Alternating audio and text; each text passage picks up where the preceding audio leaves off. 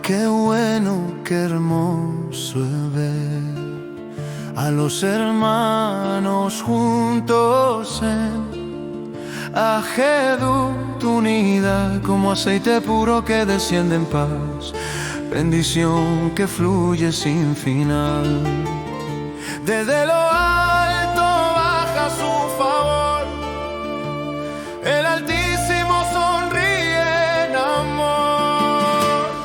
Qué bueno es vivir en hermandad, qué dulce es cantar en fidelidad. Allí ordenó bendición el Elión, vida eterna y restauración.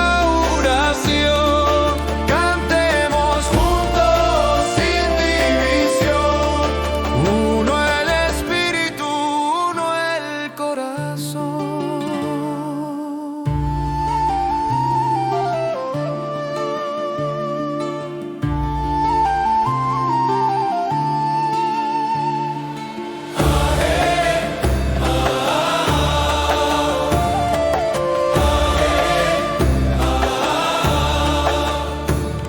Es como el rocío que baja del monte, refresco del cielo, promesa constante, como Hermón besando a Sion, así desciende su bendición.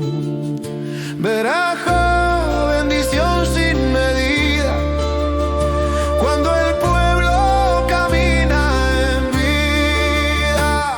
Qué bueno es vivir en hermandad, qué fuerte es amar en verdad. A diablo el Eterno con su voz, vida que vence todo dolor. Cantemos juntos sin división, uno el espíritu, uno el corazón. No estamos solos, somos uno en él, pueblo que camina en verdad. Cuando hay amor, su luz desciende, cuando hay unidad, su gloria se extiende. Qué bueno es vivir en hermandad, qué santo es amar sin condición.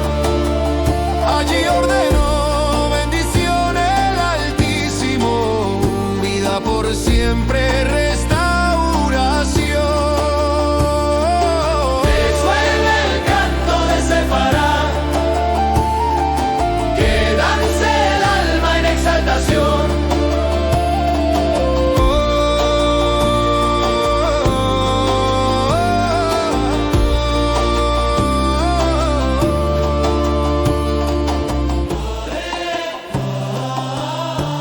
Shalom, shalom,